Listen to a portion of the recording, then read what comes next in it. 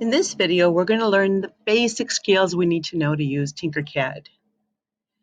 When we look at the top left of the screen, there's a Tinkercad button or icon. Press this one to always go back to the home page in your dashboard. Here, they always assign a name, any random combination of letters to come up with some really funny names like Stunning Walt. It's funny, but it means nothing to me right now. So I'm going to click on it and just type in basics, because that's what we're doing today. We're just doing a basic skill. We could look on this gray bar, and here's our toolbars, which we'll work on later. We have a cube that we could spin around to look at every side of our work plane. We can always go back and look at the home view on our work plane. We can enlarge our work plane, and we could make our work plane smaller. On the right, we have lots of different shapes available to us. You can scroll through them at your leisure, and there's many other options. There's letters and numbers. There's funny characters. There's featured shapes. So we'll be using all of these in our designs. Right now, I want to go back to the top and just go to basic shapes. Now we're looking at our work plane. I'm going to turn it around just a little bit, just so you can see the word work plane, and you'll see a button up here for work plane. You can click a W if you want a work plane for a shortcut. Our work plane is divided into 20 centimeters. So 1, 2, 3, 4, 5, 6, 7, 8, 9, 10, 11, 12, 13, 14, 15, 16, 17, 18, 19, 20 centimeters wide.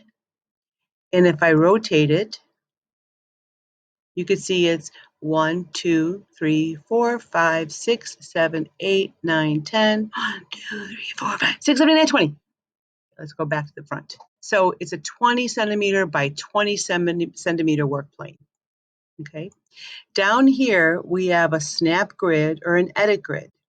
Right now, our grid is set to 1 millimeter, 1.0 millimeters. So every darker line, which is a centimeters, has 10 skinny lines in between that are millimeters. So 10 millimeters, 20, 30, 40, 50, all the way up to 200 millimeters. We can edit our grid if we want, and we can go to inches. Update our grid, and now you can see it's changed so that each darker line is equal to an inch, and each of the skinnier lines is equal to 1/8 of an inch. But we're going to work in millimeters. So let's make sure our units are millimeters. And then presets, let's change this to say Dremel 3D40/3D45. That's because the 3D printer we are going to use is a Dremel 3D40. So let's update our grid. Okay. Now pause this video at this point and do the same thing in Tinkercad yourself. Okay, welcome back. The next thing we're going to do is just try and play around with some of the shapes. So let's make sure we're on basic shapes.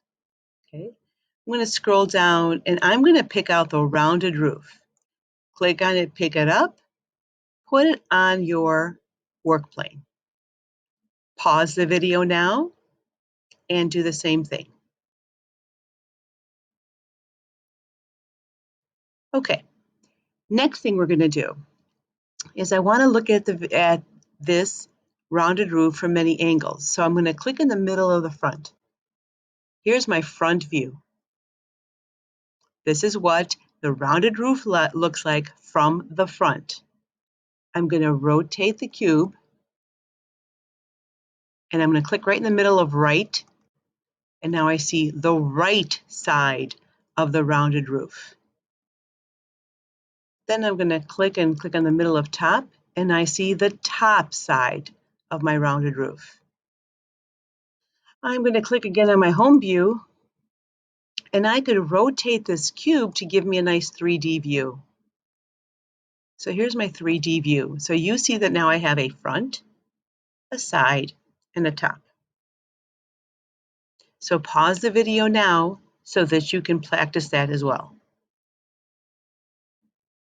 Okay, now that we're back, click on our home view. And I want to show you some of the features of, I want to move my plane. So I'm just going to move it up by doing this. Okay.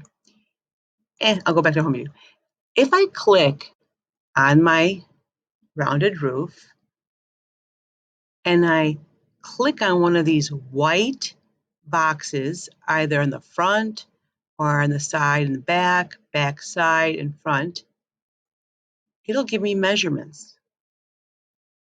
Okay. So right now it's saying that the width of this rounded roof is 20 centimeters. I could click here and make it 40 centimeters, and it widens. The depth, or the right side, is 20, because between the two lines it says 20. I'm going to click on that and make it 50. So now I have a longer object. These are dotted lines, here and here. They are lines that we can't see. They're underneath the object. So this, what was white and now turns red when I click on it, is the back corner of my shape. This one in the center is my height. You see the dotted line go down to the work plane, and it shows me a when I click on it, it shows me a vertical measurement up and down, and it says the height of this rounded roof is 10. Let's switch it to something fun like 50. Okay, now it's really tall. So what I want you to do next is you're going to change the width, the depth, and the height of your rounded roof. You're going to take a screenshot of the front view, then you're going to rotate it and take a screenshot of the right view, then you're going to rotate it, take a screenshot of the top view, and I also want you to take a screenshot of a three-dimensional view so I could see the whole thing. So I should see a larger roof, rounded roof, and 4 shots. And I'll show you I'll show you how to do at least one of them. So I will do a screenshot on my computer. Okay. I'm going to use my little crosshair to take a picture of my isometric 3D view. I'm going to go back to my lesson.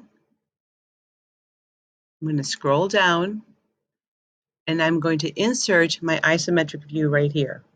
So that's a paste, Control V. Make it small enough to fit, and that's pretty good right there. I will also insert a top view, front view, and right view. So you'll go ahead and do that now.